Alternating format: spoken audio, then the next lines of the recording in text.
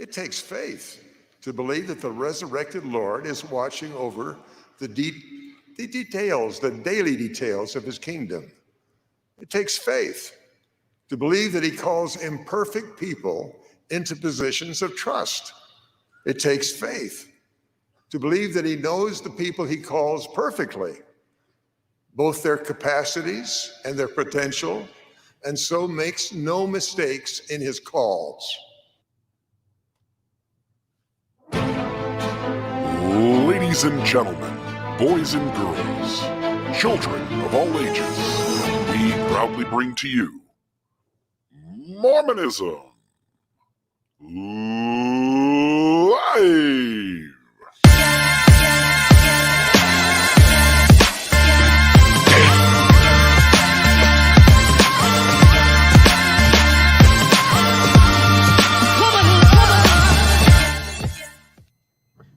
Radio Free Mormon, how are you doing this fine, exceptional Wednesday evening at 6:24 p.m.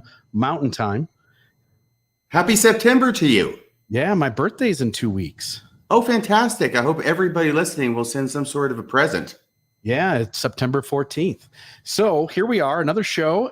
Tonight, it was your episode. You have planned some incredible stories around mission presidents and people extremely close to those folks. And this has been a lot of fun to prepare. I think the last 3, 4, 5 episodes have been an absolute blast to kind of get into. I think starting off with that President Nelson flight story that you put a lot of work into. I'll turn it over to you, my friend. But we started off there with Elder Eyring saying it takes faith to believe that the Lord calls all of these people and makes no mistakes, none. It does. It takes a lot of faith. And I think after tonight's episode, it will take even more faith. Oh, goodness. Yes, I think it will. No, tonight's episode, I wanted to talk about a particular mission president and a story that broke a few years back. And because it didn't get a lot of play in the media, at least not as much as I thought it deserved. And then I started doing more research and I found out, well, there's more. There's more mission presidents behaving badly. The title of tonight's show, by the way. And so I do have a couple of announcements. First, there is somebody who in the chat that goes on, I can't see that as it's actually taking place. I will come back sometimes later in the night or the next morning and review it. And there's somebody out there who is a wristwatch aficionado, and they have seen my watch and they have exclaimed enthusiastically about it and wondered if it was a Vacheron Constantine watch. I don't know if I'm pronouncing that correctly, but no, it is not. This is a Skagen watch. So it's Danish. It's not a Vacheron Constantine, but it is very, very nice watch. I recommend it highly. This was given to me as a present. However, coincidentally enough, this is a Vacheron Constantine. Ooh, look at that. Oh, yeah, baby. This is not well, it is mine now. It was my dad's. My dad passed away on March 9th, 2011. And I managed to end up with this watch. So I actually have not worn it, but this is a Vacheron Constantine. It's probably circa 1950 something. Anyway, so that's for the watch aficionados out there. Thank you for paying attention to what it is I'm wearing. I hope you like my t-shirt, Star-Lord, legendary outlaw. And there's another announcement, because last week we were talking about the second anointing. Remember that, Bill? The second anointing, which you won't confirm or deny. Cannot do it. Don't even stop asking me about it, actually. There are lots of rumors out there that you've had at RFM, and you're perpetuating those rumors by neither confirming nor denying. I'm not permitted to. All I can say is I'm not allowed to, share my most spiritual experiences publicly. But what was I going to say? Second anointing. Oh yeah. If you ask that 3 times, then you get locked out is the problem. So you don't want to ask that question to me too many times. I want and you have to contact your provider to get access again. So we were talking about the temple and how the first part of the second anointing takes place in the temple, right? Mm-hmm. And we talked about the Holy of Holies. We talked about the sealing room, Tom Phillips' experience. One of the listeners to the program, whose name I'm not going to mention, messaged me that he or she, this listener, was involved in some degree and in some respect with temple design. And this has been within the past 5 years or so. So this is recent. And this individual writes, they were briefly involved in temple design at some point in the last 5 years for multiple temples, at least one of which is still under construction. The main temple I worked on, I'm reading the message now, the main temple I worked on was in a foreign country in close proximity to another temple. Off of the main ceiling room, a small closet was hidden with a sink for the washing ceremony, which presumably took place in the ceiling room. When I asked what the room was for, I was told for ordinances, and no one would say anything more. As far as I could gather, these rooms are places in every new temple. So we know, well, we understand, I can't say I know, but that there are certain temples that do have a room called the Holy of Holies, like the Salt Lake Temple, though who knows what it'll have after the reconstruction. But some of the early temples actually have a room called the Holy of Holies. After the first temples were built, subsequent temples proliferated, which no longer had the special room called the Holy of Holies. At least this is my understanding through the grapevine, as it were. But apparently, even new temples, though they may not have a Holy of Holies, do have a room, a small room hidden off of the main ordinance room where there is a sink, apparently for the washing ceremony. So, and he or she concludes, as far as I could gather, these rooms are places in every new temple. And then he says, or she says, like I said, in this foreign country, there was already a temple in close proximity. And that was the relevance, I think, of this person mentioning that there was another temple already in close proximity to this temple, because why would you need to have a special room in this new temple when there's one close by that presumably would already have it? Well, that's why this person thinks they're probably in all the new temples. Okay, so that's the new update there. We're going to talk now about mission presidents behaving badly. And we've got 5 stories to tell. And let me tell you who they involve, and then we'll get to each one. William Tucker. Are we starting with Albert Carrington? We are. And for some reason, I didn't put that in my outline, mainly because you came up with that one and you were going to start. We're going to go chronologically is what we're going to do. There's Albert Carrington from the latter part of the 19th century. That's old news. That's even before I was born. Then we go to a fellow named William Tucker in France in 1958. Then we'll go to Orson Wright, Sydney, Australia, 1980. Then we have to give acknowledgement, at least, to MTC President Joseph Bishop, 1984. And finally, we'll get to a mission president named Philander Smart, the third. So he's not, yes, Philander. Apparently, this is a family name. Well, he's the third one of that name, right? But it's Philander. Smart is spelled with 2 T's. Philander Smart the third. And this will be from the Puerto Rico mission as recently as 2014. So we'll start first with Albert Carrington. Can you tell us about Brother Carrington? I'd love to tell you about Brother Carrington. So let me go all the way to the top of our outline here. So Albert Carrington became an apostle and a member of the Quorum of the 12 on July 3rd, 1870. He was, by the way, the 10th official church historian of the LDS Church between 1871 and 1874. So him and Leonard Arrington both held that same calling. From 1873 to 1877, he was a counselor to, I believe, Brigham Young in the first presidency. What year? Do you know offhand what year Brigham Young died? 1877. Yeah, so that obviously, yeah. So 1873 to 77. Carrington's extramarital relationships began in England while he was the mission president there.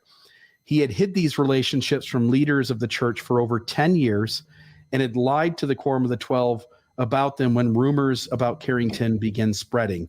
It was actually the Salt Lake Tribune which first accused Carrington of adultery in 1875.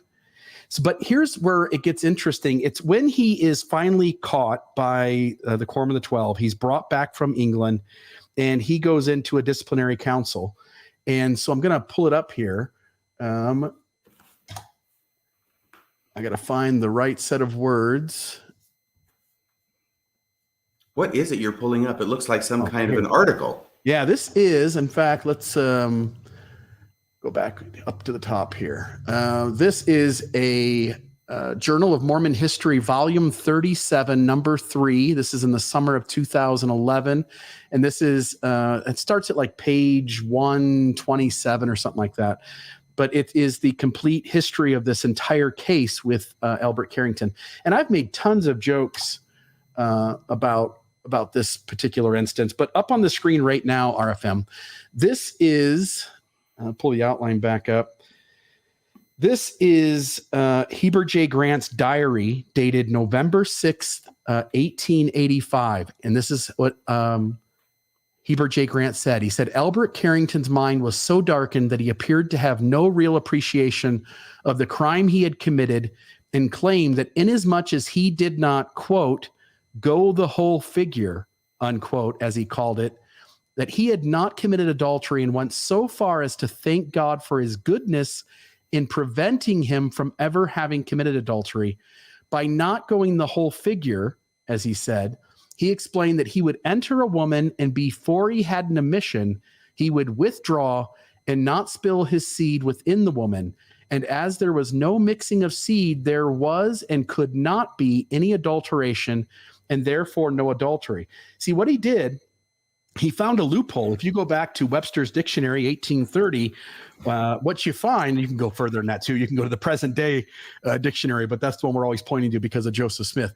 If you go to the dictionary and look up adulteration, you have to put a different substance in to adulterate whatever it is you're adulterating.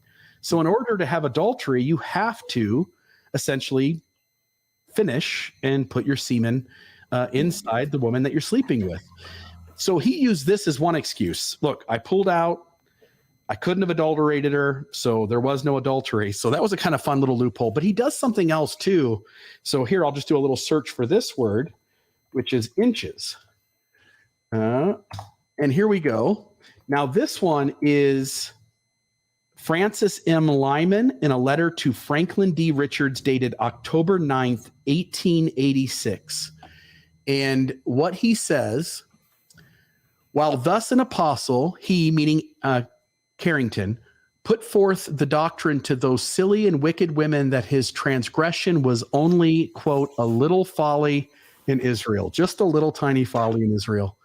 And he said, and that a man could carnally know a woman sexually, single or married, to the depth of 4 inches, if he would withdraw his seed and it was not adultery.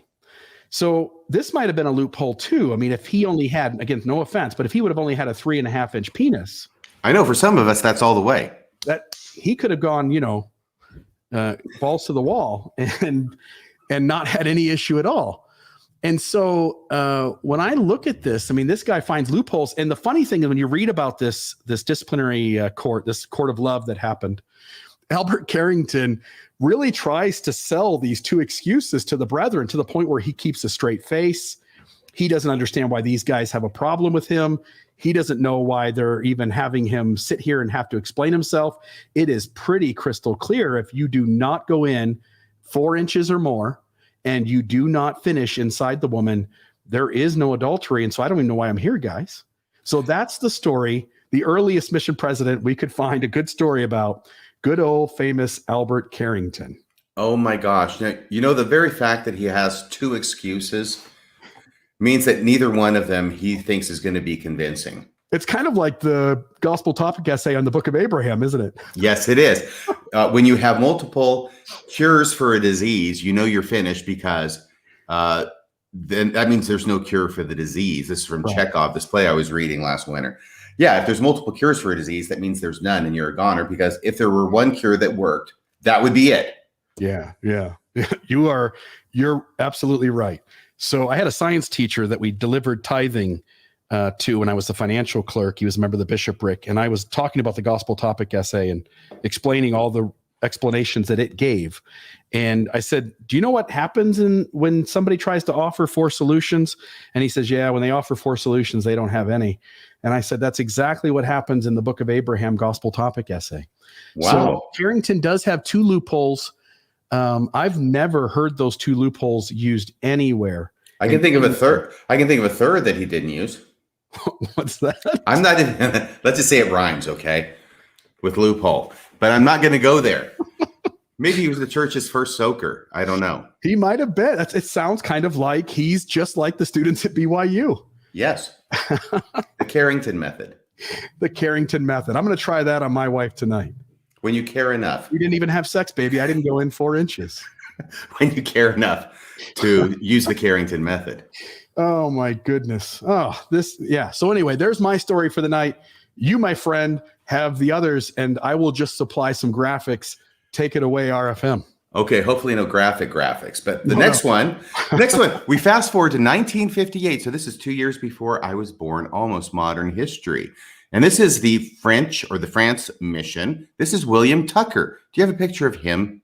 Let me find our picture of William Tucker. He is a good looking man. Oh, he looks a little bit like a young Radio Free Mormon. I bet never looked that good on my best day. You would have made a good helper on a mission too. Totally. Well, he's a handsome enough devil. There's no doubt about that.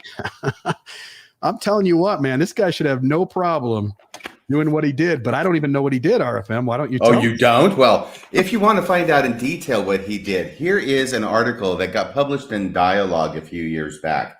And it's all about this particular incident, this trial that the French mission was put through. It's called the trial of the French mission.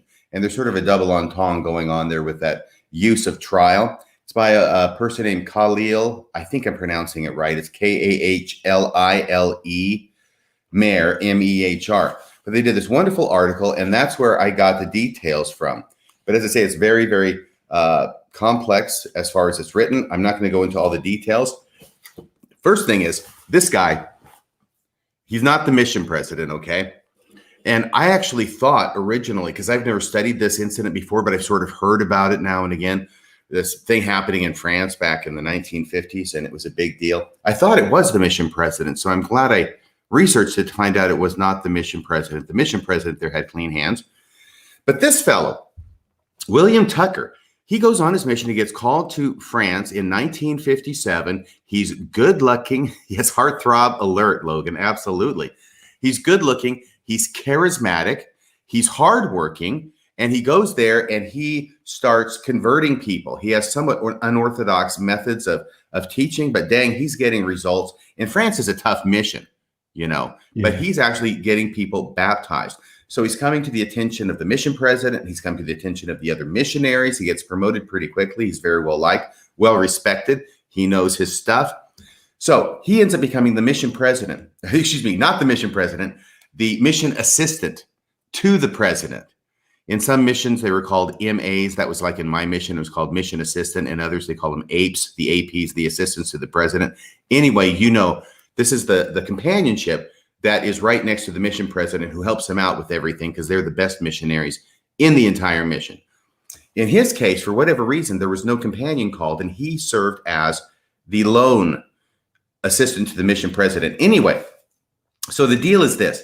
He gets there, but before he goes on his mission, he has apparently already decided that the church has sort of gone off the track with regard to polygamy, by which I mean that they should still be practicing it, but they're not. So this is his view. And as usual, polygamy goes hand in hand with the Adam-God theory, the Adam-God doctrine, right? Just like it does in a lot of fundamentalist groups today. They go together like love and marriage. And marriage and marriage, the Adam-God doctrine and polygamy, right? So I want to try and make this as quick as I can, but it's so fascinating that he gets there and then he starts converting missionaries. He's out there converting non-member French people to the church, but while he's doing that, he's got a mission inside of a mission going on where he's trying to approach different missionaries and get them to convert to his way of belief, his even more cult-like belief. All right. And it's mainly Adam God doctrine. It's mainly plural marriage. It's mainly word of wisdom. Everybody should be vegetarians. And also temple garments, that they should be wearing the old temple garments. And this is several generations of temple garments ago. So I think he's talking about the ones that are like complete body length, like the union suit with the markings probably cut in them. Anyway, he starts getting some missionaries who agree with him. And he gets maybe a dozen or so. There's sister missionaries. There's elders as well. And they're throughout the mission. But he ends up getting three guys, three of the elders who agree with him. He gets them sort of, because he's the assistant to the president, he gets them transferred to be with him. And then they go out together and they sort of share the good news among the missionaries. So they get all these converts. Like I say, the mission president apparently doesn't know anything about this. One of the great stories in this, and this is 1958, when he's really got this up and running. One of the great stories is that he's been talking to some missionaries out in a district. I think it's Marseille, but it may be somewhere else. And he's got some of them believing in the Adam God theory. And of course, all of his converts are trying to convert other missionaries because that's how it goes, right? You tell two friends and they tell two friends, and then they tell two friends. And so this is this work they're engaged in. And he's at the mission home. William Tucker's at the mission home, where he always is, except when he's going out and training the missionaries. And there's a dispute in this district because some of his followers are trying to convince the other guys, the other missionaries, about the Adam God theory, and these other guys aren't buying it. So there's like this argument that they have. And one of the guys who's not buying it writes a letter to Joseph Fielding Smith in Utah. And as all good letters to general authorities do, or I should say as most of them do, they end up not being answered directly, but they get forwarded back to the leader, the immediate priesthood leader of the person who wrote the letter, right? So this letter gets back to the mission president. And he says, oh my gosh, so they're having a dispute about the Adam God theory out there in Marseille. Hey, Elder Tucker, I want you to go out there and fix it. So he sends Elder Tucker, the guy who's causing all of this in the first place, to go out there and fix the problem. So of course he goes out there and he comes back and he says, yeah, I got it taken care of. Everything's fine. I love that story. So two of these missionaries now, they're a companionship, and they decide they've had it with this mission. They're going to quit the mission. They're going to go home. And they end up going and talking to the mission president and telling him how they feel. And the mission president starts getting wise now because they're letting stuff slip about Tucker's involvement. He calls Tucker into the room and he starts grilling him.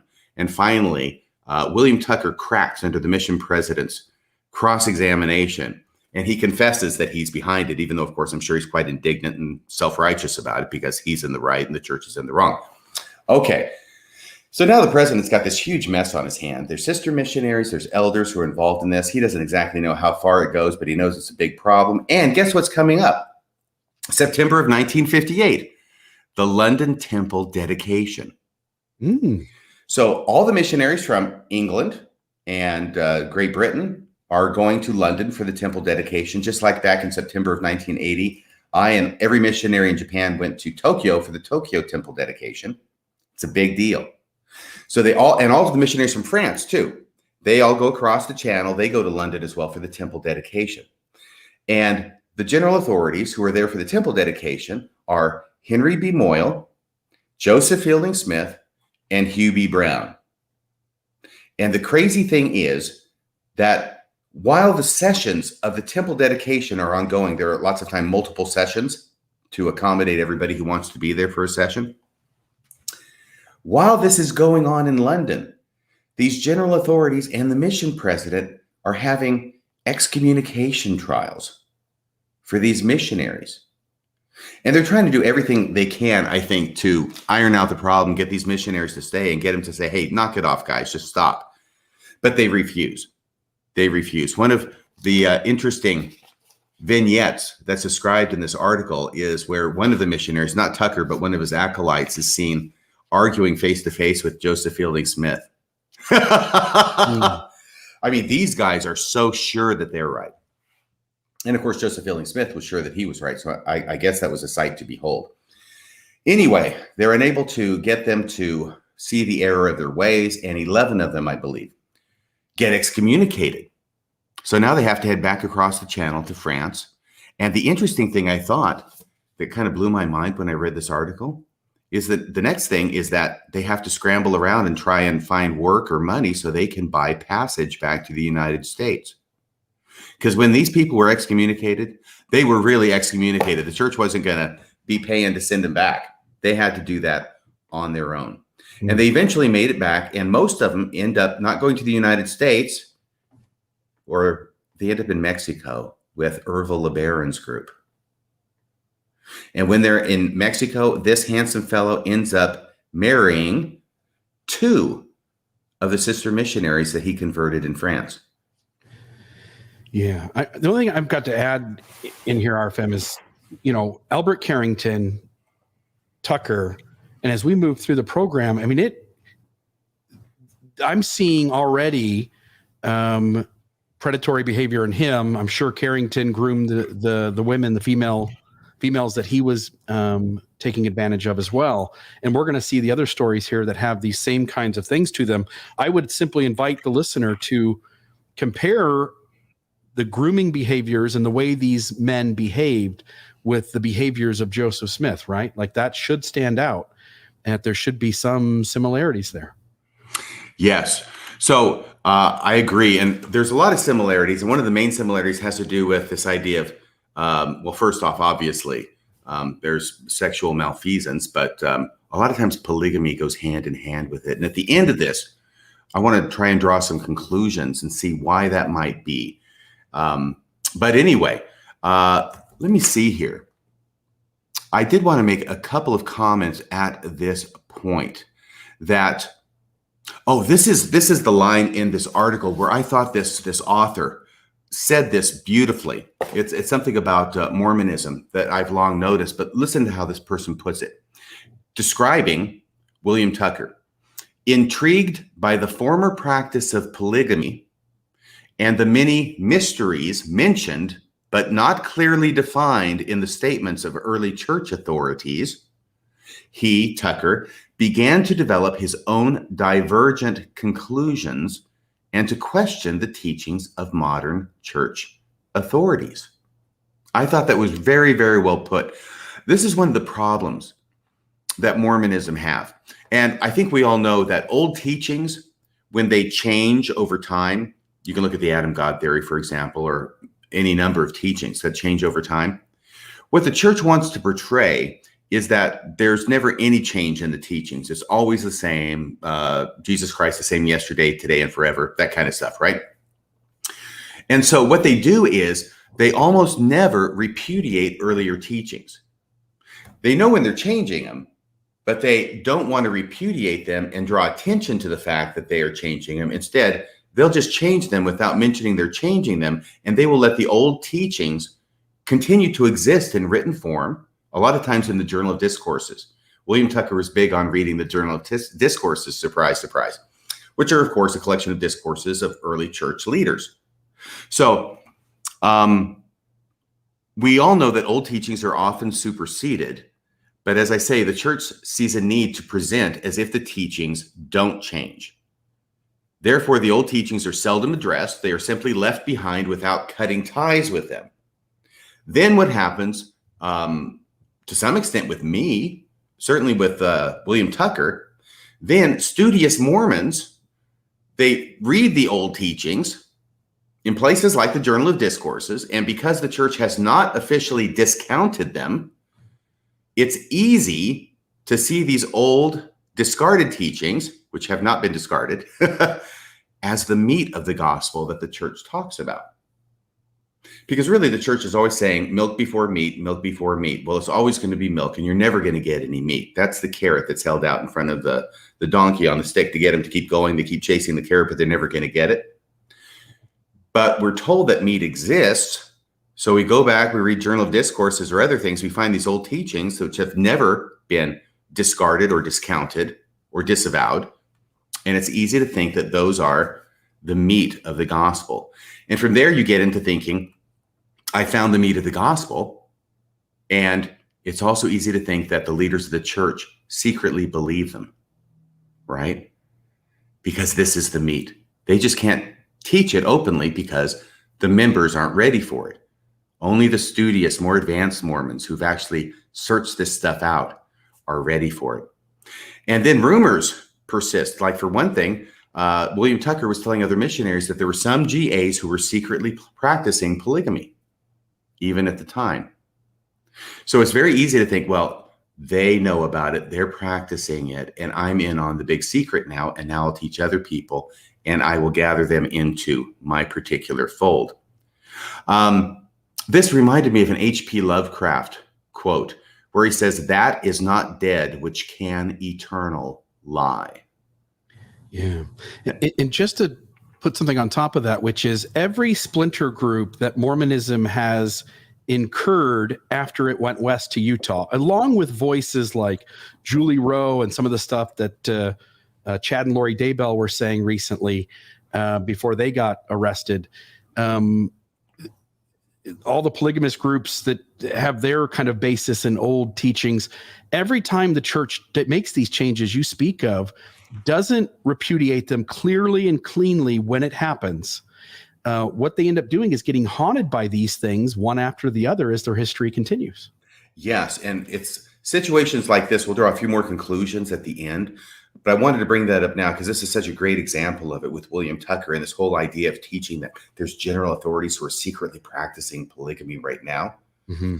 So, and we'll talk more about polygamy at the end, but obviously the church has said they've disavowed the practice of polygamy. They've stopped it, but they've never disavowed the principle. You know what I mean? Yeah. Yeah, it's this wonderful sort of ambiguous, is it dead or is it alive kind of thing. And H.P. Lovecraft says, "That is not dead which can eternal lie." And of course, he's talking about, crazy dark God kind of things like H.P. Lovecraft would, but it sounds like Mormon doctrines, the old Mormon doctrines. They can eternal lie in the pages of volumes like the Journal of Discourses. They're never dead because the church leaders never drove a stake through their heart. Yeah, and I felt the same way you did. And a lot of people in the comments are saying the same thing, that they felt it was kind of like that the things you had to dig and uncover and reconcile kind of in the history was the deeper doctrines of the church that nobody had ever said they weren't true. So you're trying to figure out how it fits. And maybe they just want the general public and the surface level Mormons to not know these things. Right. And obviously the people who are telling these stories or saying these things were church general authorities. They're apostles. They're presidents of the church just from a former age, right? And so we understand that these are prophets, seers, and revelators. They have the direct pipeline to God, just like the current leaders do. So why wouldn't we think that they are more advanced in their knowledge than we are and think that what they're saying is true? Right. Absolutely. So we've talked about Albert Carrington. We've talked about William Tucker. Now let's go on to mission presidents, definitely. We're going to go to Sydney, Australia for this one. And this is Mission President Orson Wright, Wright. And the thing that was interesting about this to me is that when I was in Japan, which was from the end of 1979 to the end of 1981, November to November for my 2 years, this fellow was the mission president in Australia, in Sydney, Australia, at the exact same time when I'm in Japan. By the way, I do need to say here that I recognize, and I want to state for the record, that I realize that there are hundreds and even thousands of men who have been called as mission presidents in the church's history. And there are probably hundreds of them serving right now as I speak. And by and large, the vast majority, almost without exception, I'm sure, serve at great sacrifice to themselves, and they serve honorably, and they work hard, and they do the very best job they possibly can for the missionaries. And I appreciate them, and I appreciate my mission president too. I'll have a story to tell about him later, a good story, by the way. But every now and again, something goes wrong. And that happened with William Tucker, who was not a mission president, but it definitely happened with Mission President Orson Wright. And what he ended up doing, by the way, I didn't find any articles about him, like the article you found about Albert Carrington or the article that I found about the trial of the French mission and William Tucker. Yeah. I don't see that there was a whole lot that was ever written or published about this. This was kept pretty darn secret, I think.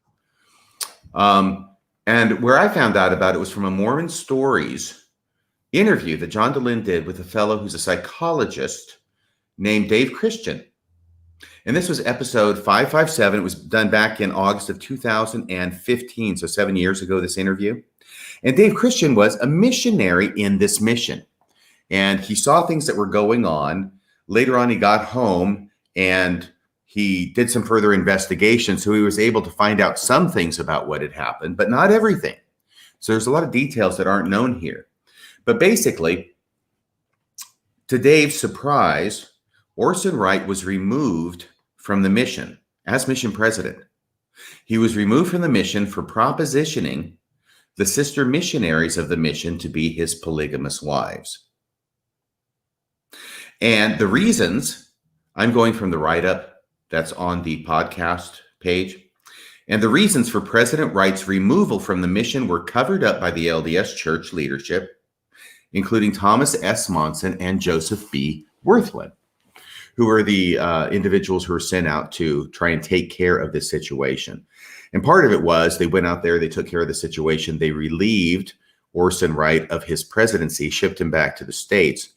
And it was during that time that missionary, Dave Christian, being a missionary, was asking some questions. And he found out at the time that the mission president had been taken back to the States and was being tried for his membership in the church. If I recall correctly, there were 14 sister missionaries in this particular mission. President Orson Wright got 10 of them to agree to his teachings. Now think about that. 10 out of 14 sister missionaries in 1980 agreed with him and his teachings. I don't know how far that went, but apparently it was enough to get him tried for his membership. 2 of them did not. Now, this is what's written here. It's like 14 minus 10 equals 2. That doesn't make sense to me. But he got the majority to agree. A few didn't, and they called home and reported it. See, that was the problem. They reported it, and that's how the church got wise and sent out the leaders to take care of the situation. And I think it's fair to surmise that when the church leaders are sent out in a situation like this, part of their job is to get this guy out of his position as soon as possible. And another part of the job seems to be to squash the story so it doesn't go public. All I can say is I don't know that happens because I'm not privy to those private conversations between the leaders of the church who were sent out and the individual missionaries who are the victims and who may know about it. All I know is that in this particular case, this is basically the only place I found out about it. There's no newspaper stories about it. There's no civil cases filed or criminal charges pressed or anything that I'm aware of. At least not that I could find on the internet. Maybe somebody else out there can find some things. I found a few things that looked like they were privately posted by people who might have known about it. Some things that were posted might have been on Reddit that were a response to this particular interview that Mormon Stories and John DeLynn did with this fellow, Dave Christian, about Orson Wright. But this seems to be largely kept hidden from the public. And I expect that there's a reason that it has been successfully kept largely from public view. I'm only going to add here because we'll see the other side of the coin later on in the show as we're talking. But there are certain kinds of stories in Mormonism where things happen and it feels as though as long as it doesn't go public, we never need to touch this thing with a 10-foot pole. We never need to speak on it. And we'll see here later on where kind of the opposite happens. Yes. So now we go. That was 1, 2, 3. Albert Carrington, William Tucker, and this fellow right here, Orson Wright. By the way, he passed away recently. Isn't that right? He did. I got an obituary here somewhere. Let me see if I can pull it up here really quick. Does it mention getting released prematurely as mission president? Orson Wright, 1927 to 2017. It does mention that he was a mission president right there. Salt Lake Temple ordinance worker and Temple Square tour guide for 20 years. He shares his testimony of the truth of the Church of Jesus Christ of Latter-day Saints and its restoration. I like the line above it. His most beautiful times were those spent with his family and loved ones. He's got extra loved ones. I shouldn't do that. I mean, it's an obituary, for crying out loud. Obviously, they're not going to write about that in there.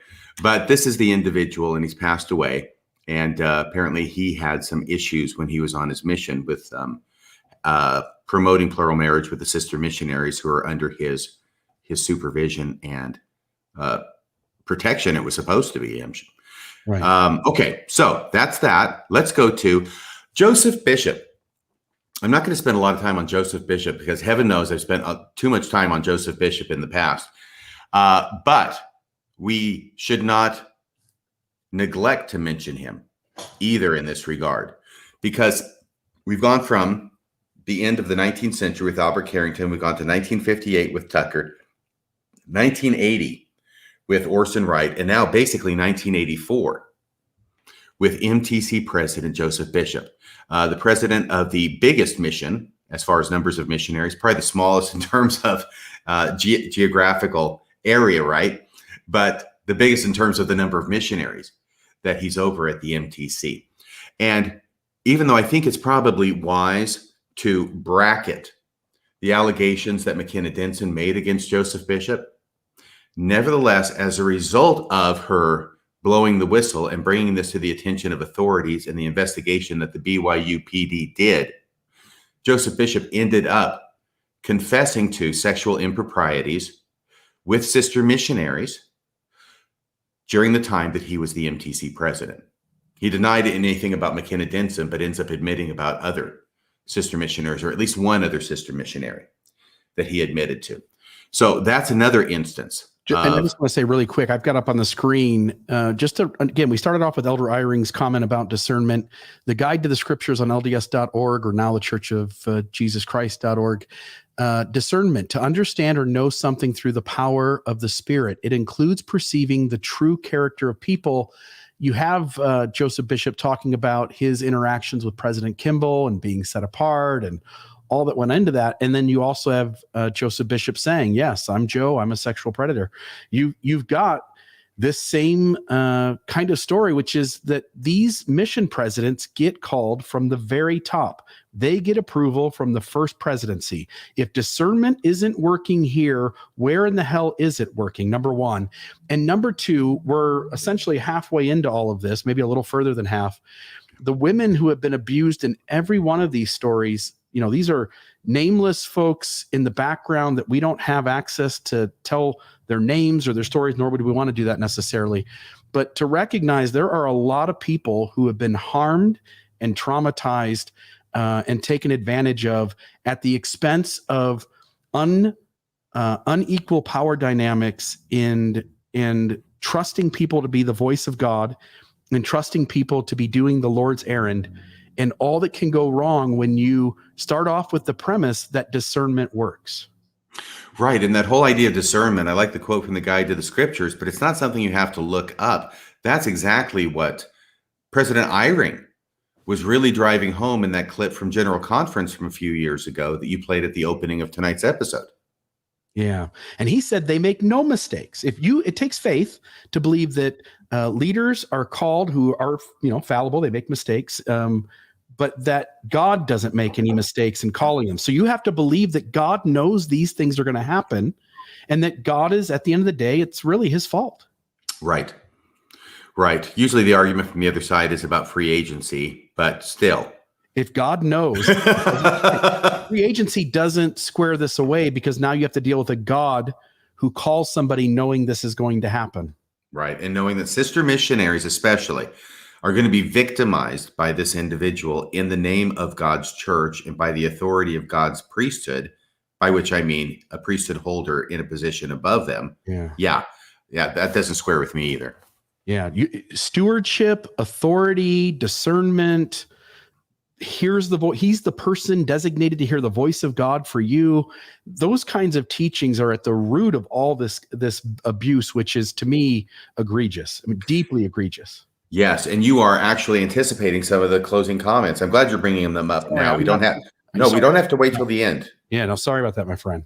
No, that's okay. There's no big surprise here. This is an important component of how it is that this kind of thing happens in the LDS church, and how grown women They got to be at least 21 years old at the time of all of these stories that we're talking about, right?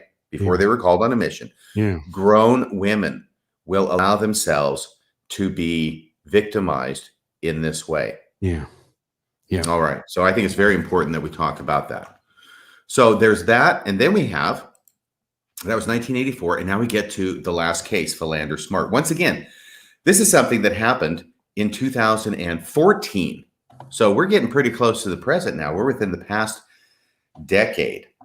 And Philander Smart was, oh, you have his picture? Sure do. There it is, my friend.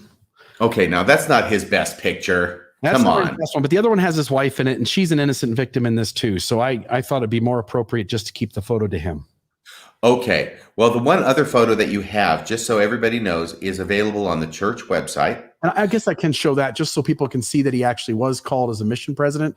But again, I'm also sensitive to these situations where, let's see. And that's good of you, because she's certainly a victim as well. Yeah. I will tell you that, it's so public. It's still on the church's website. Is this 2013? This is 2013. Looks like it is March 2nd. Right. So this is when he was called as the mission president for Puerto Rico San Juan mission, right? And it talks about how great Brother Smart is. Although, I don't have the power of discernment necessarily, but if I'm calling a mission president whose first name is Philander, I'm going to be a little suspicious. I got to tell you.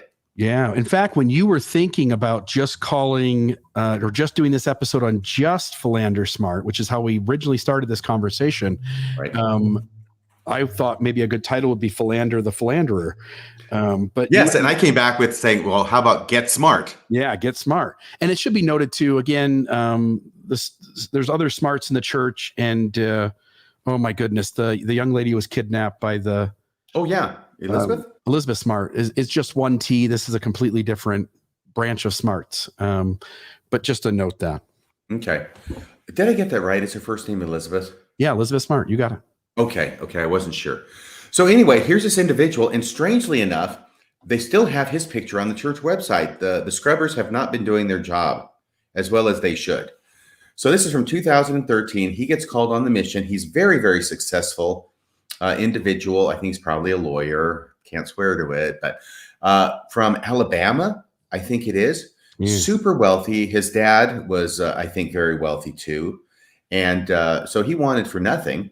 He gets called as a mission president. He, again, very charismatic, goes out to San Juan, has his airplane, because he's a pilot, his little airplane shipped out or flown out, or maybe he flies it out. Anyway, he has his airplane transported out there to Puerto Rico with him. And this is an absolutely gorgeous mission with these wonderful islands as part of the mission. And what he ends up doing is taking the sister missionaries, some sister missionaries, apparently the ones that caught his eye, and transferring them out to the different islands. Okay. So having sister missionary companionship out on this island, this one, all the guys got to come home to Puerto Rico, sorry guys, but I have different ideas in mind for who I want out on the nice islands. And those are sister missionaries. Flies out to meet with them and gives airplane rides to certain sister missionaries and gifts. He gives them gifts of an undisclosed kind. And apparently there's polygamy going on. There's polygamy being taught. There's apparently sexual relations going on between him and the sister missionaries, or at least a lot of them.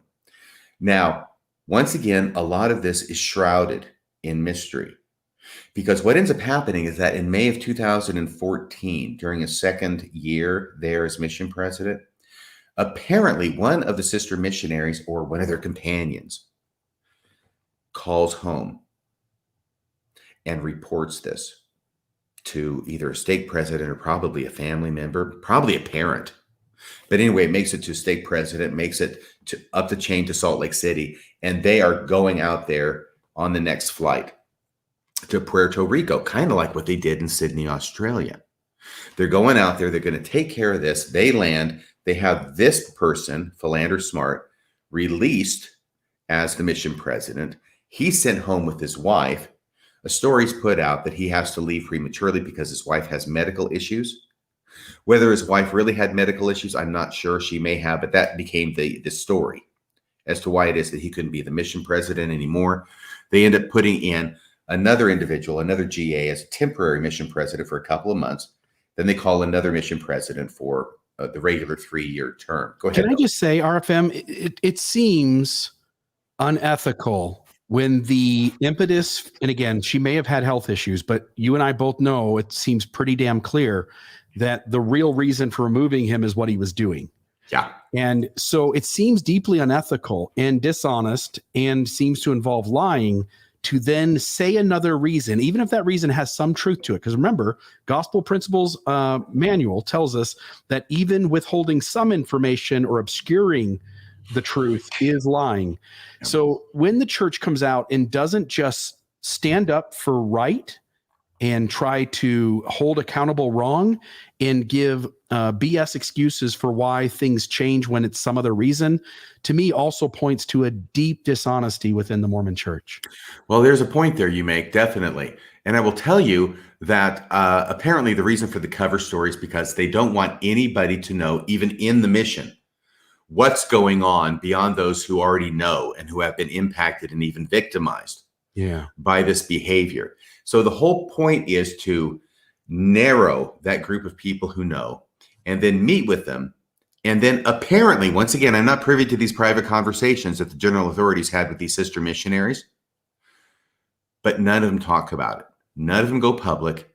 It is all put under the cone of silence. It's all suppressed. It's all squashed. And the first time this becomes public is 4 years later. This is what a good job they did of hiding the story, of squashing the story, whatever you want to call it. You know what I mean. 4 years later, apparently somebody calls Peggy Fletcher Stack. And I think it's someone who is anonymous and tells her about this. She's going to write a story about it. She approaches the church about it to get their comment, right? And the church ends up releasing a statement. And either they had it in their back pocket ready to go in case this should happen, right? It was 4 years before. Or they just burned the midnight oil coming up with it so they could release it the same day that Peggy Fletcher Stack releases the story in the Salt Lake Tribune. In other words, had Peggy never reached out to them, had never gotten a phone call with information, none of us would know about Philander Smart to this day. Not at all. Yeah. We would never know about him, which is apparently the goal. It right? is cool. You are right. You said this a few weeks ago, and we used it last week in the episode, but I think I'm going to make sure that listeners hear this as a common theme. You're the one who came up with this. You said Mormonism makes liars of us all. And again, it seems at every turn that what the church does is some degree of obfuscation, dishonesty, deceptiveness, sleight of hand, smoke and mirrors. And every story we read about with the church, it is some level of dishonesty and lack of transparency involved. Right. Well, when your paramount goal is to get people to join the church and to have members stay in the church, then everything else becomes of secondary consideration. Yeah. Yeah. Don't let, and also too, when one of your goals is to protect the good name of the church, but the church really doesn't have a good name, it requires a lot of extra effort too. Right. Extra protection. Absolutely. It does. Yeah. So this comes out on April 26, 2018 in the Salt Lake Tribune. And I want to read a little bit from this article. Now, this didn't get a lot of press. It comes out in the Tribune, but this is right in the middle of the mess of the disclosure about Joseph Bishop. That was in March of 2018, remember? This is the following month. So even though the church wasn't going to talk about this, they present this statement and they want to spin it in such a way as to show how it was the church responded promptly to the situation with Philander Smart in Puerto Rico. So that's what they do. And they want to spin it that way. But they said a few things in their statement that I thought were interesting and perhaps inadvertent admissions on their part. Let's see. We are basically at the 1 hour mark for this. So, and this is the last story we'll be talking about. Let me just say a couple things from this article. You can find this on the internet. It's called The Case of a Fallen Mission President, when the Mormon church promptly removed a leader who deceived and victimized young female missionaries. That's the entire headline. And the deceived and victimized is a quote from the church's statement. So the church admitted that this happened. They don't want to go into details about what happened, but I think it's pretty clear what happened. And I think that Peggy Fletcher Stack tried to call some of these people, these victims, these sister missionaries. It's 4 years later. They didn't want to talk to her. So it's certainly possible. I mean, if I were in that position, I can understand not wanting to have the public know about this, right? Right. I can understand that. And the church pushes the argument that they're doing all this to protect the victims, right? And they may be, but at the same time, I think it's pretty clear they're protecting the church as well. So let's read a little bit from here. So he arrived in Puerto Rico on July 1st, 2013. 10 months later, he was dismissed as mission president and booted from the church for unspecified misconduct with multiple young female missionaries. Okay. The victims, all older than 18, chose not to pursue criminal charges. That's a quote from the church's official statement presented by LDS Church spokesman Eric Hawkins. What is it super safe to assume from a sentence like that, RFM? Well, I don't know because, okay. What would seem to be safe to assume from that would be that something criminal happened. Because taking sister missionaries for a flight in your airplane, probably not criminal. Giving them gifts? No, I don't think that's a crime either. What could it be? And by the way, they're all 21 years old. By the way, this is 2000. This is 2014, though. The mission age was lowered before that, right? Yeah, perhaps. But even then, right, we're talking 19-year-olds. Yes. So they're all older than 18, like the news article says. I'm not sure exactly what crime would have been committed if it were consensual. But maybe there are some federal laws. I'm assuming the federal law is applied there in Puerto Rico. But anyway. If a church was a healthy church and one of its people in authority got caught doing really bad things, appearing to be criminal, for instance, yes, you would think as a good, healthy, true and living church of Jesus Christ, of Latter-day Saints, of Jesus himself upon the earth at this last dispensation, that you would just be forthright and honest, hold people accountable, and just name what happened. Yeah, you would. Now, I do understand this about the sister missionaries. And of course, the church's argument is, well, we're not going to name the sister missionaries, but everybody knows who the sister missionaries are who were serving there in that mission under him, right? Yeah. So even without naming them, we're essentially identifying them as being likely the people who were involved. And we don't want to do that to them. But, the statement says all the victims, however many there were, church is going to be really squishy about that too, chose not to pursue criminal charges. Okay, well, there is another line there too. Hawkins noted Wednesday that no police report was requested by the victims. What does that mean? I don't know, because that's just a really, really weird line. When it says no police report was requested by the victims. What it does mean, though, is there is a police report that exists, right? It could be inaptly or inartfully worded, like a report to police. It seems like they could have asked police to make a report, or they could have requested an existing report. But either way, it sounds like something happened that the police could have made a report on. I will tell you that back in 2018, when the story broke, I did take it upon myself to do a Freedom of Information Act request to who I figured would be the custodian of records in Puerto Rico, who might have police reports, and asking for any related to this individual, Philander Smart III. I received no response. Yeah, sorry. I tried to kill him. Yeah, so there was nothing turned over to you, nothing that they said existed. I received no response. Gotcha, no response. They didn't say anything to me. That's its own thing, huh? Right, but all these sisters who are adults chose of their own free will after meeting with church leaders to not pursue criminal charges. Yeah. And apparently, even though this is not in the statement, they didn't file any kind of civil action against the church. Because you can imagine that the church would be civilly liable, probably for relatively large amounts of money, at least for me or you, maybe not for the church, if one of their employees as a mission president was doing this with the sister missionaries. Yeah. And it seems as though the church does need billions and billions of dollars, maybe. Yes. So it is a good thing that they have the EPA fund. You're right. Maybe this is the real reason they have it, is to pay out people to get them to sign NDAs.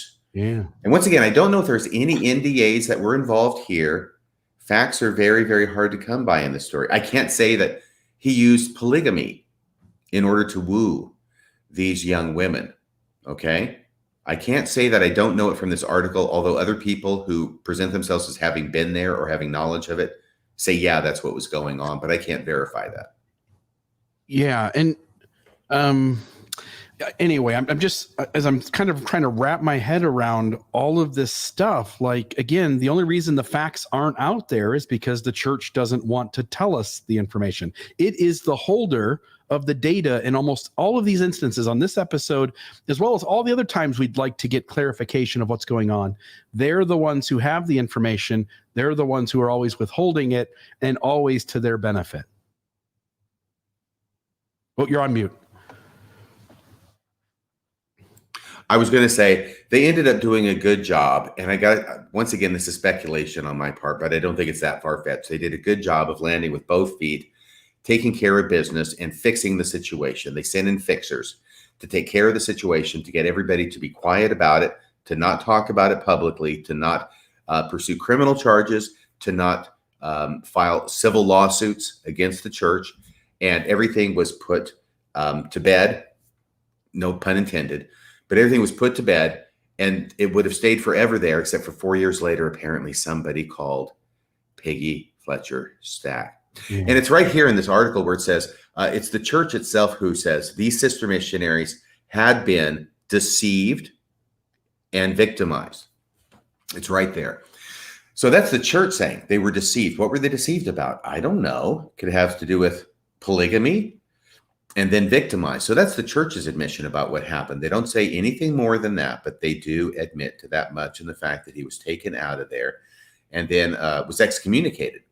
So let me go back to my outline. That's pretty much everything there. There's a couple of other things. Yeah, you mentioned the no police report was requested. The church, in its statement, wants to take credit for providing ecclesiastical and emotional counseling. Yeah, that ecclesiastical counseling. I wonder what that consists of. Yeah, I don't know. Is that just the LDS Family Services and getting a believing? No. Ecclesiastical is priesthood leaders. Oh, so you've just got your bishop and maybe stake president helping out. Well, you've got general authorities heading out there toot sweet in order to put down the revolt and keep it quiet. Yeah, if you really care about people, you put them in with professional therapists and counselors.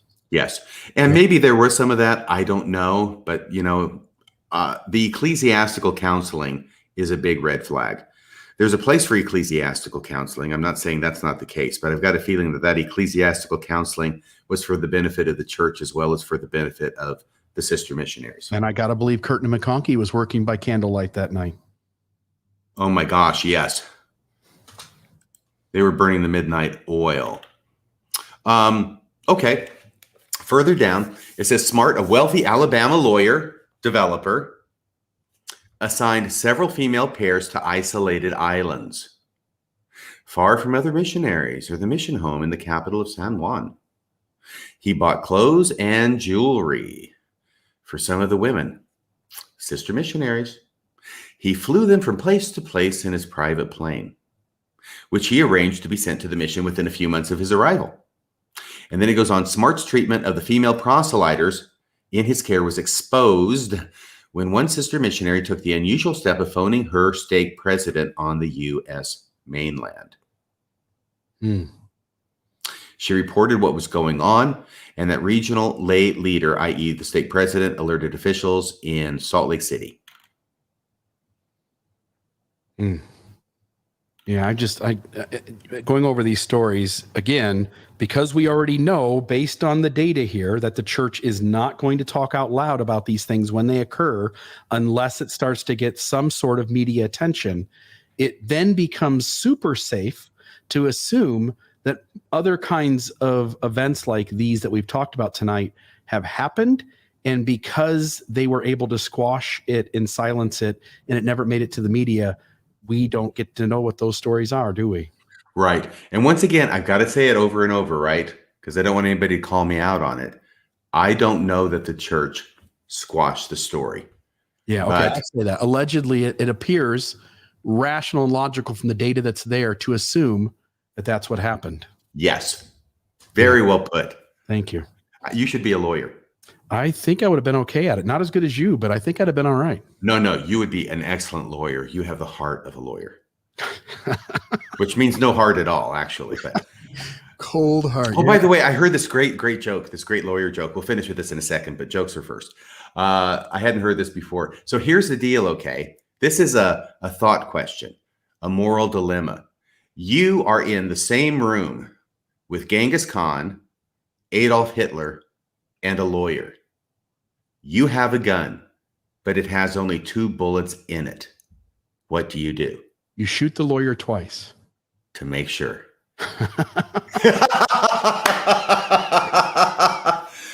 Oh, I guess maybe you'd heard that one before too. Or did you just figure that out? That's what you would do. I just knew that wasn't either of the obvious answers. It had to be the third. Yes. So it goes on with this statement. This is once again in the article. This is Hawkins, young Jim Hawkins of the LDS Church.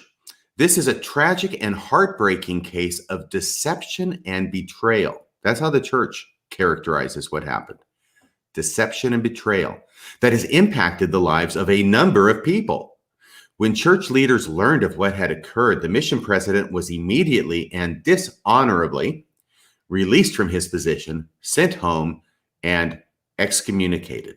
So that's what the church had to say about it. So obviously, there was something really, really bad happening down there in the Puerto Rico mission. Peggy Fletcher Stack goes on to mention multiple young sister missionaries declined to be interviewed. That was declined to be interviewed, by the way. So I'm just pulling out of the story the things that I'd already mentioned before in my recap of it before I got to the news article, so you can see where I was getting this information. Multiple young sister missionaries declined to be interviewed, but noted that they too appreciated the church's response. Okay, so that is the sad, tragic, and outrageous case of Philander Smart III. Yeah. And I just want to say too, as a note, when the LDS Church obscures these events when they happen, as much as they try to squash some of this allegedly and keep it from the public's eye, it ought to be noted that what you do is you create a safe space for predators, you create a safe space for abusers when the punishment is always going to be severely less. No one's ever going to know about it, hence the protection from embarrassment. The people try to avoid criminal charges, so there's no chance to be accountable in the legal system.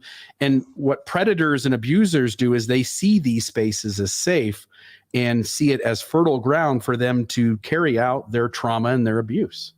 Yeah, absolutely. There was a couple other things from this article, but I think we've covered it pretty thoroughly, and we can go to the conclusion now, which you've led into with what you just said. Yeah. About why is it? Because the whole point of coming up with these stories and relating to them to everybody is not just for purposes of being salacious.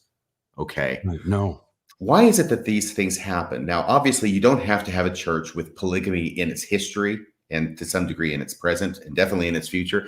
You don't have to have polygamy in the equation to have men in positions of power acting badly. Okay, that much is a given. But we have a situation where this seems to happen a number of times, as we've recounted, and a lot of these times polygamy is part of the equation.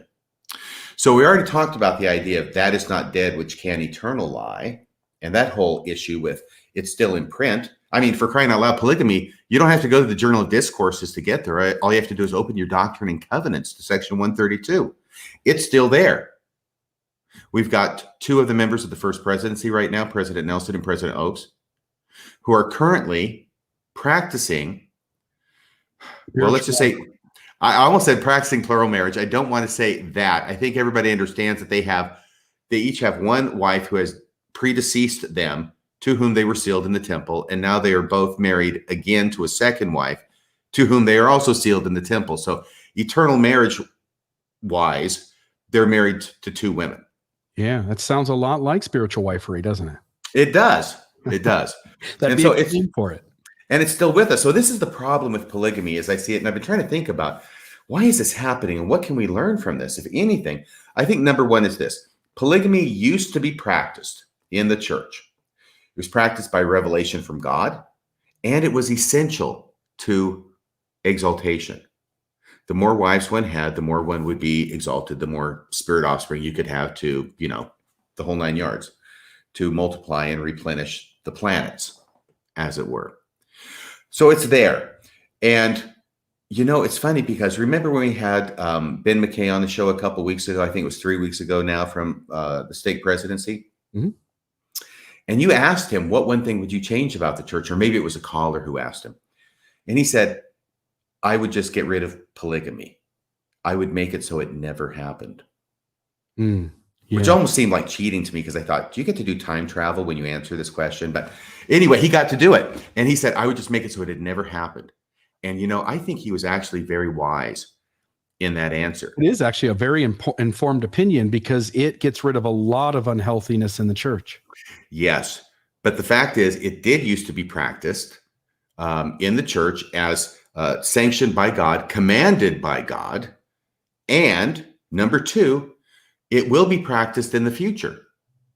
There will be plural marriage in the celestial kingdom. I mean, we all know that, right? Mm-hmm. Even though it's not talked about. Joseph Smith was sealed to 33 women by what scholars tell us. We know Brigham Young was sealed to a bunch of people. When they are resurrected and they're going to be in the celestial kingdom, those women are still going to be sealed to them, right? So there will be plural marriage in the celestial kingdom. And apparently, President Nelson will have at least 2 wives there, and President Oaks will have at least 2 wives there as well. So yeah, it's here with us now in the sense we talked about. It's definitely in the past. It will be there in the future. And so those are the first components of this.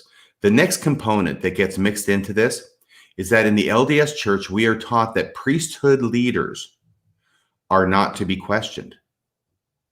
They're not even to be criticized, even if the criticism is true. It's wrong to criticize leaders of the church, even if the criticism is true. Did you do that? That was amazing. Actually, it was Elder Oaks who did that. Okay, yeah. And so what kind of position does this put a missionary in, a sister missionary in, when they're separated from the family, they're in the mission? I will tell you, and I think most missionaries will second me on this, that missionaries tend to look at their mission president as God on earth. He is the man. He's the one who has the connection with God, and also Salt Lake City. But you trust him, you revere him. He is the one who knows what to do, and God tells him what to do in the mission. So if you have a priesthood leader, the mission president, coming to you now and telling you about this, and that polygamy is back, and it's been revealed to him that he's supposed to start it again, and guess what? Lucky you, you're among that select number who get to practice it with him. Then it becomes more and more difficult to say no from the culture that Mormonism creates for its members. And then this last part, the culture of secrecy. Mormons understand that there are some things that are supposed to be kept secret. And those are the sacred things. Everybody who's a missionary has already gone through the temple. They understand about taking oaths of secrecy and how important those things are, and how it's to protect the most sacred things that God has to give to us in terms of knowledge and ordinances. So you got these missionaries who are in this position, and it's like a perfect storm when a mission president decides to start behaving badly. And I think this helps to explain why it is that Orson Wright, back in 1980, was able to get 10 out of 14 sister missionaries to go along with this, who are adult women, at least 21 years old back in 1980, 22, 23, however old they were, that they went along with it. Fortunately, there were some who didn't, and they called and told. But think about what they have to do in order to call home and tell on their mission president. Because what they're doing is they're violating any secrecy. They are certainly criticizing a church leader. Is the criticism true? Yes, but according to Elder Oaks, that doesn't make any difference, right? Even if the criticism is true, you don't criticize a church leader. And so what ends up happening then is that it's like a petri dish for this kind of stuff to swarm and multiply. And ultimately, there's this whole idea that we know of in the church. Let's back up and just talk about Elder Oaks, that clip you just played. He goes on to explain why it is that he says that. Do you remember why it is that he says that leaders should not be criticized, even if the criticism is true? They are volunteers called by God, and hence they have not asked for this calling. Hence, they should not be getting this criticism. Are you guessing there? No, I am guessing. I'm guessing, but I know the talk well enough that I think that's what it is. Okay, here's what I think it is. And what he says, and this will sound familiar to you, because if you criticize the leader of the church, even if the criticism is true, it will impede his ability to do the work that the Lord has called him to. Yeah, like these fine men tonight. Exactly. So built into that whole thing is the idea that we don't criticize leaders because it makes the church look bad. And if the church looks bad, then it gets impeded in its ability to make more members and to keep members in the church, but mainly to make more members. You want to keep this good, shiny face to the outside world so we don't bring up the bad stuff that might happen by certain leaders in the church. So that's the whole thing. Then something like this breaks open. The leaders in Salt Lake get notified. They come to the rescue. They get rid of the mission president. They put in a new mission president. And I am sure that the leaders who go there to take care of the situation are mortified. They're very concerned about the welfare and the emotional state of the missionaries who have been victimized. But also, the prime directive is still there. And the prime directive is to make it so that the LDS church doesn't look bad, because that would impede it in its mission of converting other people. Or the LDS church could just be accountable and hold its authorities accountable. Yeah. And then we would all be able to place more trust in it. And hence, within its mission, might be able to move forward without any hiccups. Well, right. Exactly. So there's this balance that they do, but I think they've done a really good job of putting the kibosh on these incidents so that people don't find out about them. So we're kind of spilling the beans tonight. By the way, in the article by Peggy Fletcher Stack about Philander Smart III, she talked to Marie Cornwall, a retired Brigham Young University sociology professor. And this is what Cornwall said. You know, she understands about protecting the sister missionaries, their privacy, their confidentiality, not exposing them to public scorn or ridicule. But she also says this, because there's another side of that coin, right? And I'll bet you know what it is, and all the listeners know. The problem in this case, she said, is that when there's no notification to people that there was a problem with him, with Philander Smart, other victims might not know to come forward. What do you do? This is a continuation of the quote. What do you do to make sure the person doesn't go on to abuse others? So there's two things she puts there, right? Other victims might not know to come forward. And what have you done to try and make it so that this individual does not abuse others? Yeah. Well, you sent him home and you excommunicated him. But does that really notify anybody? Especially when you send him home saying that his wife didn't feel well. Right. Right. And the excommunication, I'm sure, was done, very secretly. The church doesn't talk about it. Right. So that's everything that I had to talk about tonight. And I'm really looking forward to what listeners think. Yeah. So we put the number up. It is 435-200-3478. And it's also 435-200-FIST. Obviously, I'm looking at this. I'm going to put something up on the screen here for a moment. And let me get rid of the comment.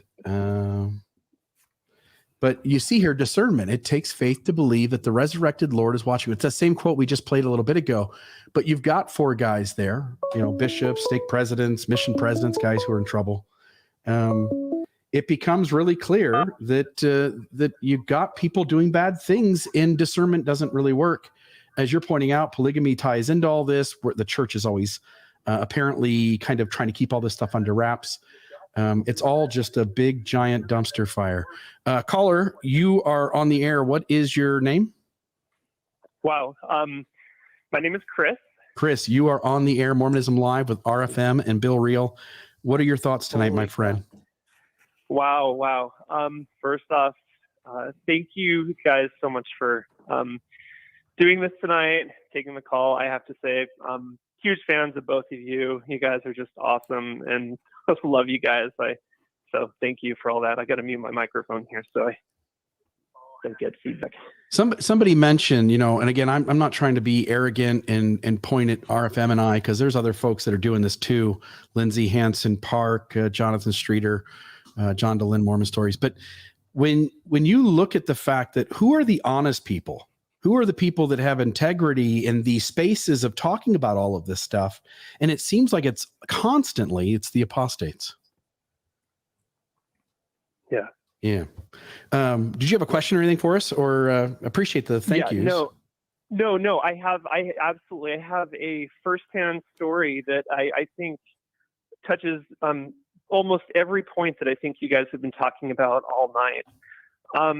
So I have firsthand back in. First of all, my name's. I did a Mormon Stories episode on this on my story with John DeLynn in 2017. So I'm not going to get into the whole story, because if listeners are interested, they could go back. I think it was like episode 896 or something like that. But anyways, back in 1988, I was a freshman at BYU, and I had a cousin who was a stake president at that time in Provo. Mm-hmm. And over the course of my freshman year, there were 2 experiences that I had where at the very minimum, you could call them grooming, but experiences where he had me over, invited me into completely inappropriate situations. Yeah, who's the he we're talking about? And if you don't want to name it, I understand too. Yeah, no. I have no problem. So my cousin at the time, let's just call him Lowell. His name was Lowell Robinson. He was this. He's been a stake president, mission president, everything. So this is all out in the public and open. And, I remember this episode of Mormon Stories. Yeah. So, anyways, there were a couple, and like I said, I'm not going to get into all the details, but there were a couple experiences where I was invited into just completely inappropriate positions with him, where I was asked to remove all my clothing and, just lie down on, it was, you can listen to the episode. Anyway, I thought it, again, as a completely all-in TBM, freshman at BYU, I remember thinking, okay, weird experiences, but I never told anyone. I didn't tell my family, no friends or anything. And about, it would have been, that was 88. So 8 years later, my brother, I was back from mission. My brother came back from mission. And in 1995, my brother comes over to the apartment where I and my wife at the time were living. And he was just clearly disturbed. And he said, "Chris, did you hear about Lowell? What happened to Lowell?" And I said, "No, I don't know." And he said, "He was just called to be a mission president." And I said, "Oh, that's great. That's good for him." And he said, "No, that's not good. He can't be a mission president." And I was like, "Why can't he be a mission president?" And so, but he wouldn't really share. And it literally took some conversation to get him comfortable. And he began to tell me, he said, "Well, Chris, one time he took me," and he got into these stories where he said, "Have you ever been to the house up in Midway?" And blah, blah, blah. And I said, "Yeah, I have been." And, he insisted that we sleep in the same bed, insisted that, shower before bed and just weird things before that. And he got my brother to do even worse things, get into a hot tub naked and things like that. And And so I'm listening to my brother share this with me, and I had never even up until that point had second thoughts about or memories of my experiences. And then he said, "Chris, did Teach tell you about the sheepskin importing business?" And I'm like, "Tell me about that." And I knew exactly what that was, but he didn't know that I knew. And so he starts sharing me these experiences where that were the same as mine and clearly disturbing, showing a pattern that was absolutely inappropriate for any person or individual, but let alone a man. And his standing up until that point, like I said, had been a bishop and a stake president. And so we talked. We called my parents. We tried to figure out what to do. We decided to go to my bishop, and I shared the whole story with my bishop. And he came back and said, "I don't know what to do, Chris. Let me talk to the stake president." The next day, he came back and the bishop told me, "The stake president doesn't know what to do with. Do you mind if he goes to the area authority?" And I'm like, wow, this is kind of getting crazy fast. And so he came back after that, and he called me up after a few days and said, "Chris, you and your brother have an appointment to go meet with Elder Earl C. Tingey, who is at that time, I believe, in the presidency of the 70. He said, you're to go to church headquarters and share the story with them." And so and at that time, again, I was, even at that time, 95, I had never been to church headquarters, didn't really know anyone outside of my cousin and his father, who was also a special, he was a area authority and regional representative to the 70. His father was, and so outside of them, I had no, knowing or contact with any other leaders of the church, and so it was kind of a big deal for me and my brother. So we went to church headquarters, and for about an hour, we met with Earl C. Tingey, who I believe is still alive, just so you know. And we shared this whole story with him, told him everything that had happened, these experiences that clearly showed this disturbing pattern of behavior, inappropriate contact with young men. And here they were calling this man to be a mission president. He was called to preside over the Mexico, I think it was the Mexico-Leon mission. And so we told him and said, "Hey, you might want to think twice about this." And that was that. And after that meeting, he basically said, "All right, we'll be in touch with you." And we never heard anything for until ever really. And then in 2000, so nothing happened at all. He ended up serving as mission president, which my brother and I we were just disturbed by that. We thought we were just, kind of dumbfounded. Like, why would they do nothing and just let him serve a mission after what we just went to them with? And it was confusing and odd and weird, but we just kind of put it on our shelf and just let it slide and never, close family and friends knew, but we never talked about it. And then in 2006, I ended up meeting another cousin who I will not name, and found out that he had the similar experiences and more, completely inappropriate. Just really, really, this cousin was very, very deeply and emotionally hurt by this individual, this cousin that we shared. And anyways, when we put our heads together, and he found out that we had the same experiences back in 88, and I don't know when my brother's exactly happened, but he was livid. And at the time when this happened in 2006, this same cousin, obviously having returned from his mission, he was then serving as, I think he was his second tour as a stake president in the Edgemont, I think it's either the Edgemont Provo stake or the Sharon East stake. I'm not sure which stake it was, but he was sitting in the stake presidency at that time. And my younger cousin, who was my age or a little around that, he was just livid. He went to church headquarters and he met with Merrill Bateman, and he, rattled some cages up there and just said, look, you guys have a problem. This happened. And what are you doing about it? And all we know from that point is they quietly released him. You guys have been talking about a lot of points and things that these stories kind of illustrate and show patterns of. And the church just quietly released him and did nothing about it. And even since that day, really nothing, no significant stories or, things had happened until whenever the McKenna-Denson, you guys talked about the McKenna-Denson story. When that story happened, that's when I was just like, oh my gosh, like what you said, RFM, there's a lot of weirdness and things with that whole story, but we definitely know that Joseph Bishop, there was some improprieties that he admitted to. And when she came forward with that story, I called up John Dehlin and I was like, look, this is real. Like, church leaders, it's so weird how you would think that they want to protect the people who are being abused and harmed by, and they don't. They do nothing. They just quietly do everything that they can to brush it under the rug, hope that there's not, a settlement or a payment or something like that.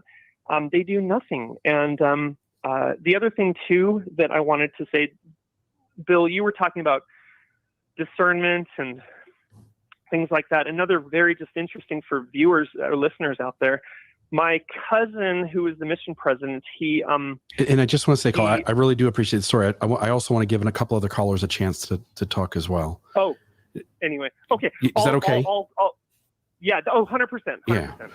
Yeah. And I want to say, like, we let you go a little long there only because I think your story is crucial. I think people need to hear that whatever this is, it feels like it's a unhealthy old white boys club, and these men all kind of protect each other, it seems.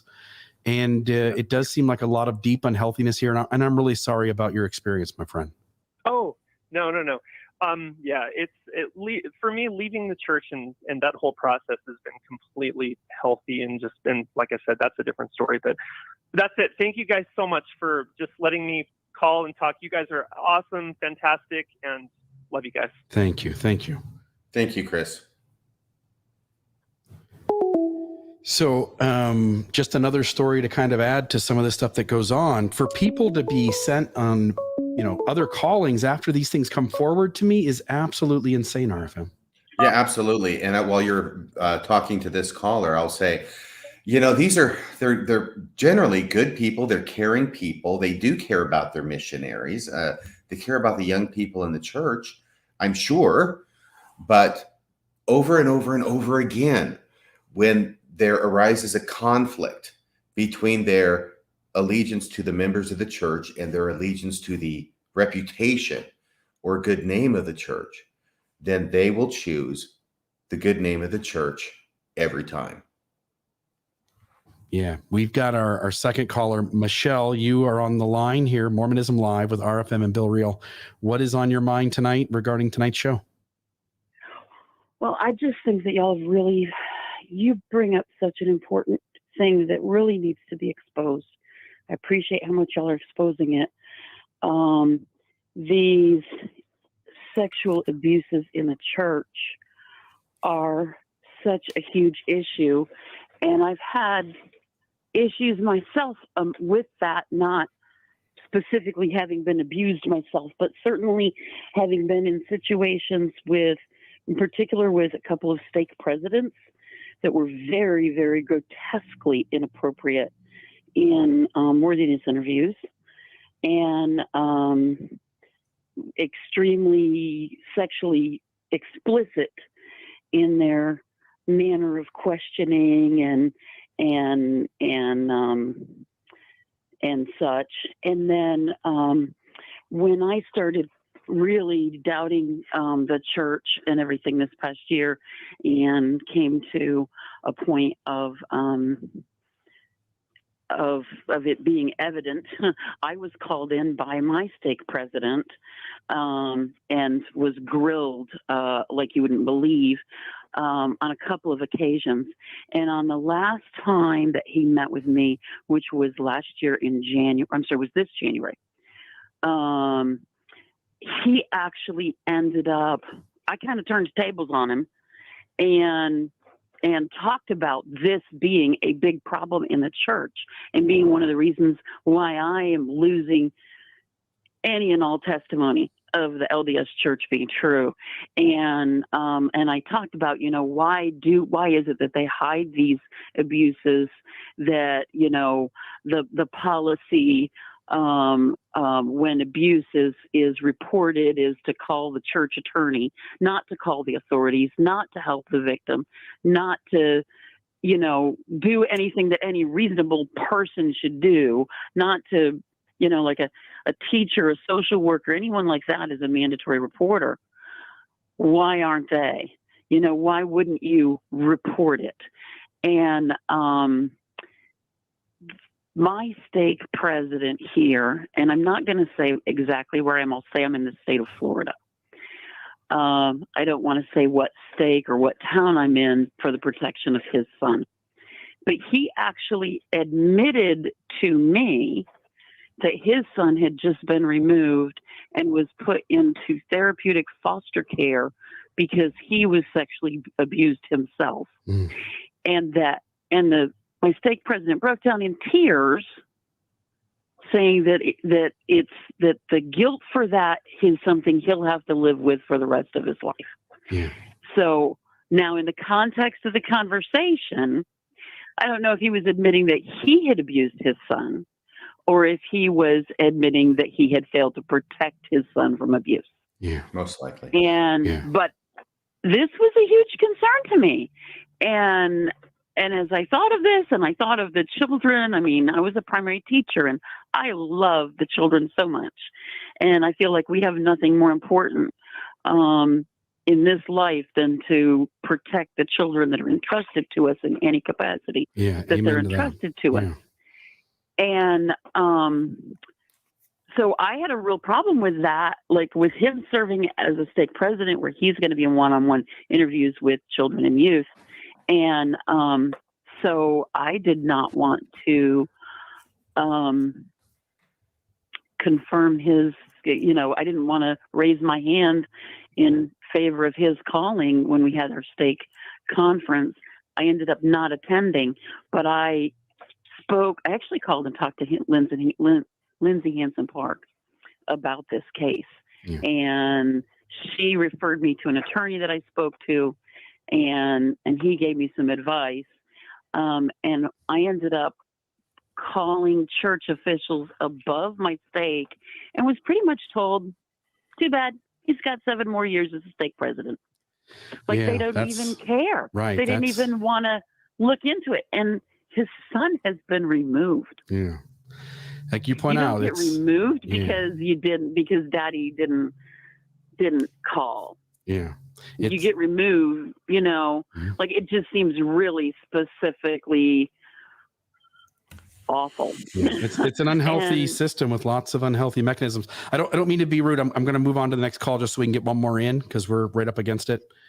Absolutely. Okay. Thank you for taking my call. I just hope, I don't want anybody having one-on-one interviews. Don't let your kids and your youth have one-on-one interviews. No. Just don't do it. It's too dangerous. Yeah. Because you never know. Yeah. In this church, you probably should have 3 grown adults in the room. Yeah. For sure. Thank you. Anyway, thanks for taking my call. Have a great day. You too. Bye-bye. We'll take one more, but again, maybe in this last call, if we can try to stay away from a personal story. I don't want to go super long. But any comments about the show itself? So here is call number 3 for the show. Caller, what's your name? Oop, they hung up with me. So maybe we'll get another one. Somebody else wants to call. Go ahead and dial in 435-200-FIST. I'm sure if we were to open up the phone lines for 10 episodes straight and have people share their horror stories, there would be plenty of them to fill the time. Caller, your name? I'm going to say Mike. Mike, you are on the air with Mormonism Live. We're up against the clock. If you can just keep it kind of brief. But what are your thoughts on tonight's show? I just wanted to get your opinion Sure. on the sacrament meeting where our stake president got up and said that another stake president was being released because of harassment on face masks and shots, and then started to basically browbeat the congregation on members that weren't wearing their masks. Yeah, I just wanted to get your opinion. Yeah, gotcha. No problem. I'll hang up with you and we'll address that. Thank you. All right, thank you. Bye-bye. What was tonight's episode on, RFM? I think it was on masks and vaccinations, Bill. Caller, I apologize, but anything. We'll just wrap up with that. We'll end it right there. I will confess that I've been vaccinated. Yeah, I've been vaccinated, got both of them. I've also had COVID. It sucked. That's right, you did. I remember. It was a mild case, but it has still left me with some loss of smell and taste and some breathing issues, and I already had COPD to begin with. So, did you get it before or after you were vaccinated? Oh, long before. I had it in June of last year, and then got vaccinated recently when those came out. Yeah. Anyway, RFM, first off, thank you. Great show. We laid out multiple issues and things that were going on in the church's history, but also I think we're all well aware it's happening right now in the here and now. Any closing thoughts from you before we wrap up the episode? Yeah, just what you're talking about there. Now, once again, I want to say the vast majority of mission presidents serve a great sacrifice. They serve honorably. But we've got a few stories that we've talked about. Some of them had articles written about them. Others would never have seen the light of day, except for somebody maybe who blabbed.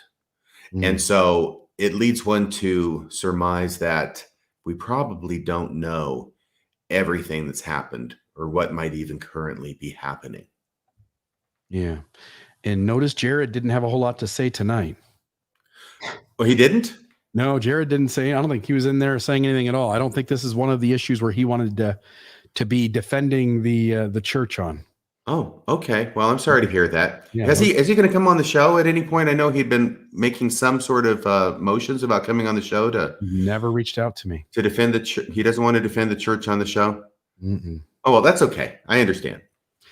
Well, I guess we probably ought to just recognize one last time before we close it out.